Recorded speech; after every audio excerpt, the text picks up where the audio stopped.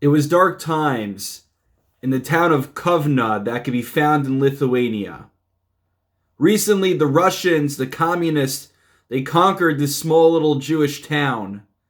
And the Dvar of Ram, Rav Shapiro, he was no longer able to give a sermon from the pulpit. He couldn't teach Torah publicly.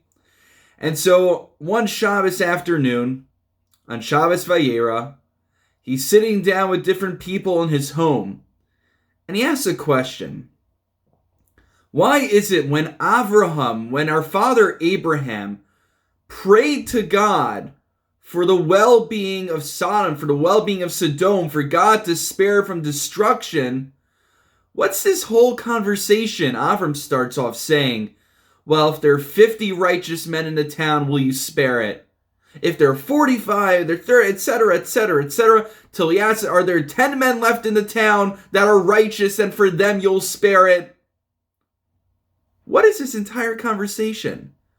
Certainly, Avram didn't need this whole shakla vitaria, this whole back and forth. He could have just got straight to business. He could have just said, are there 10 righteous men in the city? Or are there not 10 righteous men in the city? Done. Why start from the top?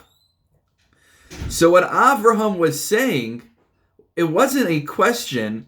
It wasn't a discussion, an argument with God, but it was a lamentation. Even if there were 50, even if there were 50 righteous men in the city, soon, if they continue with that culture, they continue going down that path, there'll only be maybe 45. And it just keeps going lower and lower. If at one point there were 40 committed, righteous people, it'll go further down to 30, to 20. And then at a certain point, you won't even find 10 men in town, 10 men that are committed enough, 10 men for their purpose, they'll spare the city. The Dvar of Ram says that's the same exact thing happening right now in our little town of Kovna. The same thing is happening. You see, even if there is someone who one day we see showing up to shul, I saw Reuven show up to shul one day. The next day, he won't show up. I won't see him again. And then Shimon over there, one day he was keeping Shabbos, the next day he stopped. And further, that's what keeps happening. More people leave the city until no one is left.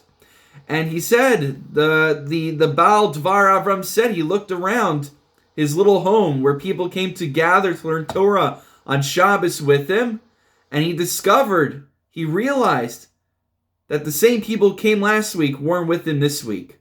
That when the communists came in and they brought in their secular culture with them, many Jews, they left the Jewish camp and they sought out a secular life, a life without religion, a life without God. And it's a challenge that we have today. Because on the one hand, we need to be careful. We need to be careful for our health. And many of us are staying away from shul because of that. Many of us are staying away from typical programs that would bring us together. But it's very concerning that, let me paint a picture of something I heard last week. Someone was telling me he went to the gym. And he was at the gym and he saw someone else from the community. And he asked his friend that he saw from the community in that gym, he said, hey, it's nice seeing you here at the gym. I haven't seen you at shul yet. He said, yeah, I just don't feel it's safe enough to come back to shul. Meanwhile, he says, you don't feel it's safe enough to come back to shul? Not only are you here in the gym, you're not even wearing a mask inside the gym with other people around you. At a certain point, it becomes a pretext for some people. There are many of us who are genuine right now, genuinely being consistent. We go to the gym, we wear a mask. We go to shul, we wear a mask. And there are many people that try to stay away altogether, whether it's from shul, whether it's from recreational activities, doing it with utmost care, and then we're consistent. But unfortunately, this pandemic, it's made some of us feel that one day we're in shul, the next day we're not. And the challenge is, are we going to be honest with ourselves? Are we going to return to shul? Are we going to return to God? It should never come to a point that there's only 10 righteous or less than 10 righteous people in the city.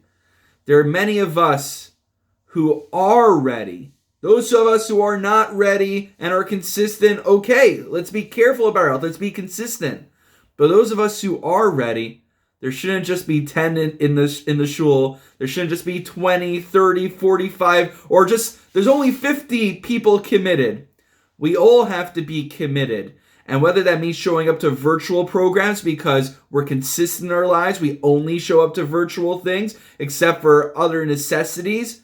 And if we're the type of people that are more casual about it, we go out to gatherings wearing a mask. Now let's come to shul even wearing a mask.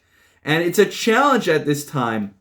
But it shouldn't be that one day we're looking, we say, you know what, there were 50 people at shul this week. No, now there's 45. Now there's 30. Now there's 20. God forbid it should look anything like that description of Sodom. But let it be, let us make the commitment to do the reverse. That in 1 week, maybe there was 10. But the next week there was 20. The following week, 30, 50, and onward. That every single week, unlike the town of Kovna, our town here in Stamford, will say, you know, I didn't see that guy in shul last week. I just saw him walk in this week. I just saw him commit and come into a shir this week on Zoom. Let us continue to commit ourselves to God, to be consistent, and to dedicate ourselves to our shul, to our communities, and to Hashem.